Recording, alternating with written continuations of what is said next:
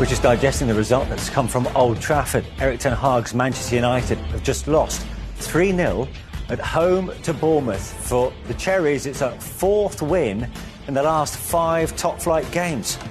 For United, it caps their worst home start since 1962. And what would be the thoughts of Erik ten Hag right now in that United dressing room? I've been in it, well, not in, probably like that dressing room, but it would be quiet, be silent. And there'd be, everybody would be asking questions, you know. Not many people would be vocal in there. Players would have their heads down. They knew they'd let the Old Trafford fans down, especially after the way they played against Chelsea. Everybody thought, you know, we were talking about, you know, have they turned the corner, have they turned the corner? Even though they're 6th in the league, points-wise, it looks okay. They haven't been a 6th-place team. They've been inconsistent all season.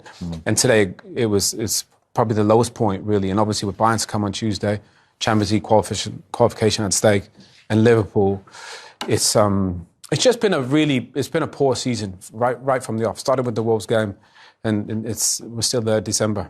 Let's have a look at the story of the second half. So United trailing after just 5 minutes, of course. This was Dominic Solanke. This was actually a glimpse of what we could expect in the second 45 as well, because United at points were so open, right? They are. I mean, to get through their midfield and onto their back four. And the problem is as well, their back four is devoid of pace, really. Harry Maguire, we know that he's got no pace. So they're never going to be a team that are going to press high and squeeze teams. So a lot of the time, they're stretched as well. And this is, does this lead to the second goal, doesn't it, from Billing? Yeah, I mean, Ten Hag wants the fullbacks to get high into an attacking position. But the problem is you can only do that when you're in comfortable possession. Luke Shaw gives the ball away. Reguilon can't get back. You see there, Reguilon on the left-hand side of your picture. Luke Shaw then's got to get over. Reguilon can't really get back into position. No pressure on the ball from Dalot. You know, that is just... Look, that's how the manager wants them to play. But you can't play like that when you don't really have comfortable possession. Mo mentioned the two open. They've been open all season. It's been an issue all season. Plus, they have goal-scoring issues. You know, plus they have, you know, there's not one thing you could say is a problem. There's so many issues at the moment. That's on the right from the back. Like, goalkeeper's an issue. Yeah. The back four's an issue. The midfield. I mean, come on, look at them, player for player. This is Manchester United. Have you seen the midfield three, the names? It's just not good enough. The attack, I mean, they're still playing Martial. It's so far away from where Manchester United fans want to be at the moment. It's scary.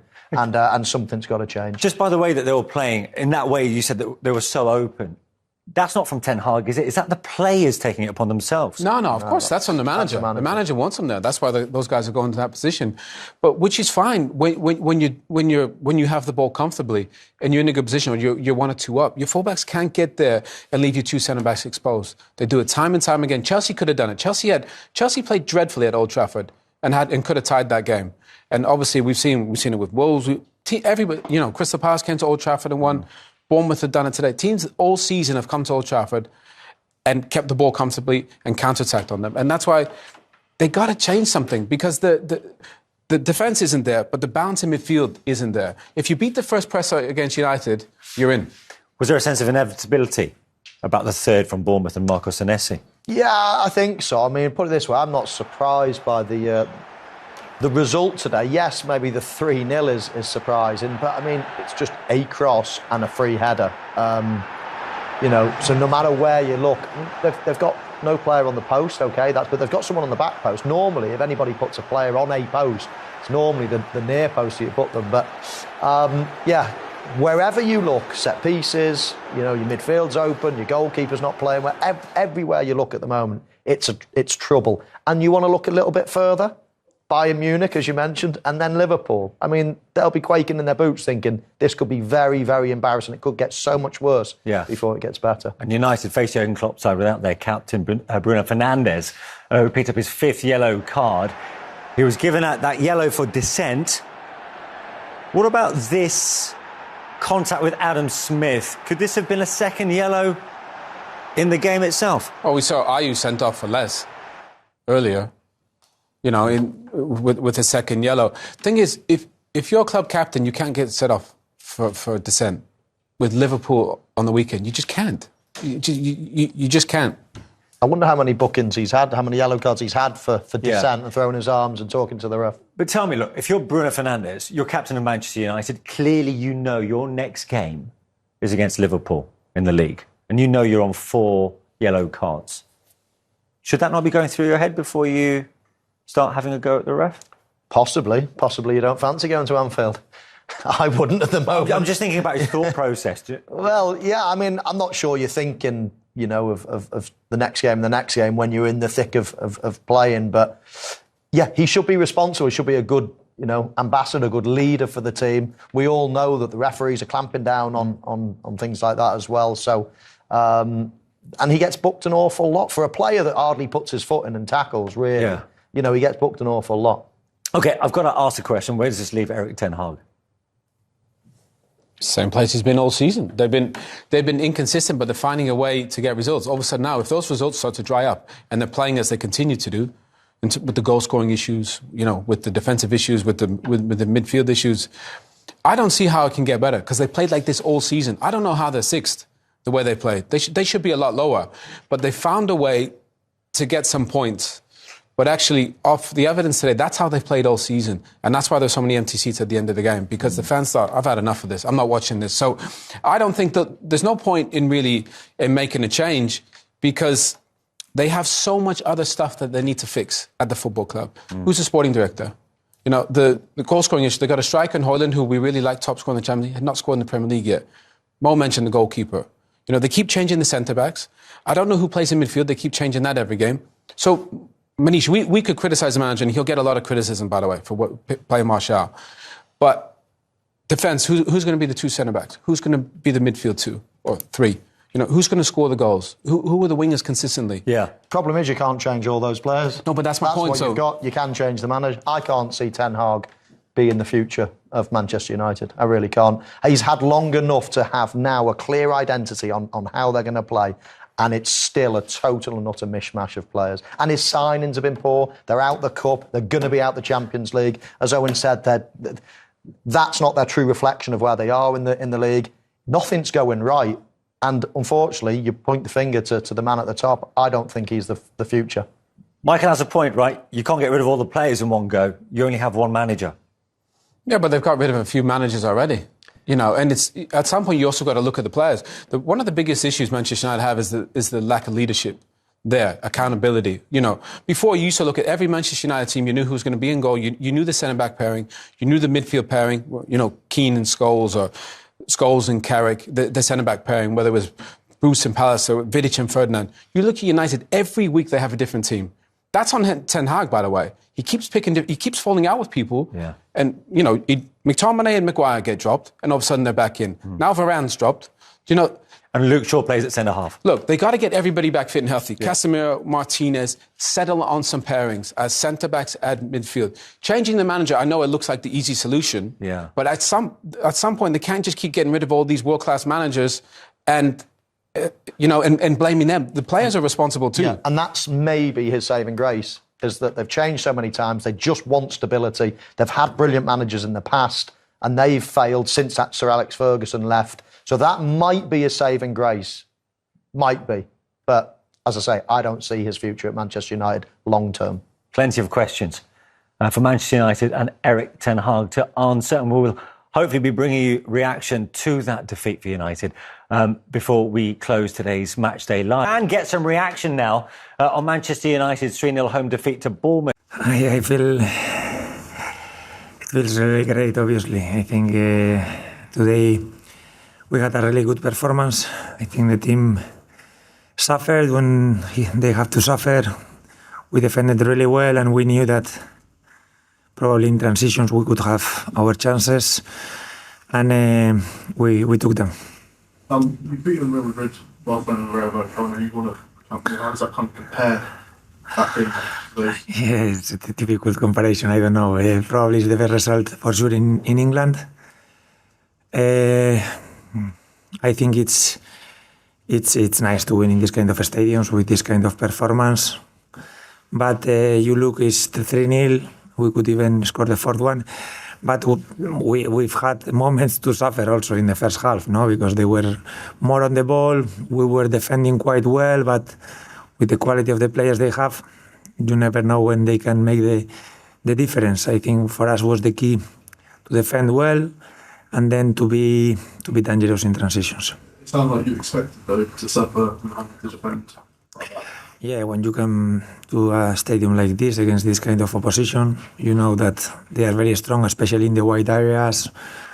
Fullbacks overlapping, underlapping, wingers very dangerous one-against-one situation. So you know that you have to be very, very sharp in your own box. The clearances, the blocks, the defensive work has to be good.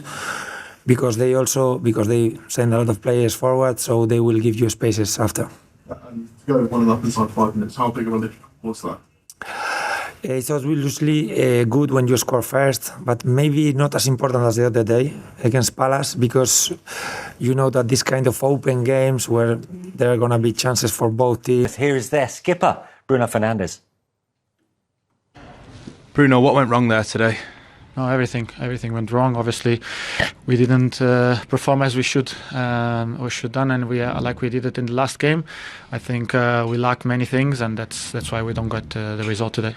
You mentioned the last game, the commitment and intensity of United stood out against Chelsea. Why do you think you were unable to replicate that? No, I don't know. It just everything was lower than the levels was lower than the game before, and that's why when you play teams like Bournemouth, they are really aggressive, front foot, they press you, and you think it's gonna be easy. You get these kind of results. The creativity today as well. I think you only had 2 shots on target in the game, something like that. I mean, why were you unable to create those chances, do you feel?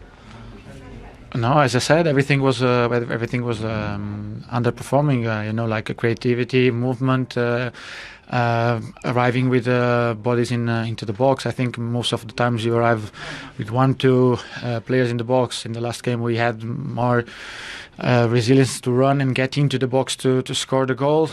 Today was, as I said, underperforming. This season has felt so much like you've had really good days and really bad days, and it's gone up and down throughout the campaign. As captain, why do you think the team is unable to keep the levels that you need to have week in, week out? No, we're just lacking of consistency, and it's a big part of football. It's really important to be consistent every game, and we are not being. Thank you, Bruno. Thank you. Of course, it was still very much alive at half-time. Were you hopeful of turning it around in that second half? Yeah, absolutely, because I thought we didn't play bad in the first half. Apart from, I said, the defending, the build-up, the defending, what leads to the first goal. But I think we had some good attacks, but then the brilliance in the box wasn't there. What would your message be to the fans today? It's obviously quite a difficult one for the supporters at Old Trafford today. I feel sorry for them because they're always behind us, and they could expect more from us, and we have to do it from the first whistle. And you can't start the game after 5 minutes. Is it good that there's these massive games coming up this week to get everyone back on track, Bayern and then Liverpool? First, we have to put this in the right place, and of course we know what's coming up, and we have to do things better. And as you said, the difference between Chelsea, the start against Chelsea and today was massive, and that shouldn't happen.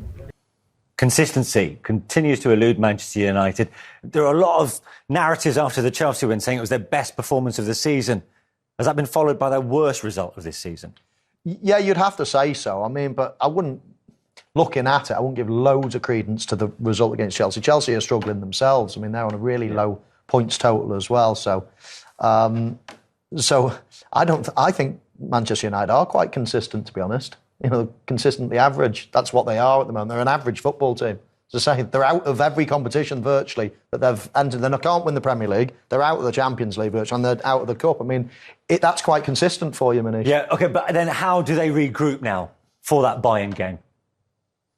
Well, last time I checked, Bayern were losing 5-1 to Frankfurt, so they're going to be angry coming to Old Trafford. I know they've already top of the group and qualified, but Tuchel and Harry Kane will probably want to come to Old Trafford and put in a performance. So if they play anything like that, wow, they'll lose comfortably. And obviously Liverpool on the weekend.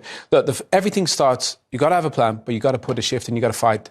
And if you're too open, you got to be a little bit more compact. Right now, I think Manchester United are far too open at times. And a team like Bayern Munich and a team like Liverpool will punish you if you're that open. Bayern did lose in the end 5-1. So they might well have a Cheers point for to that. prove in midweek. Sorry about that one. OK, on that note, that's it from us three. Michael and Owen, thanks very much indeed for your company. I can still never get over that bit. This is my take on the match. Oh my, Manchester United were so inconsistent and unreliable.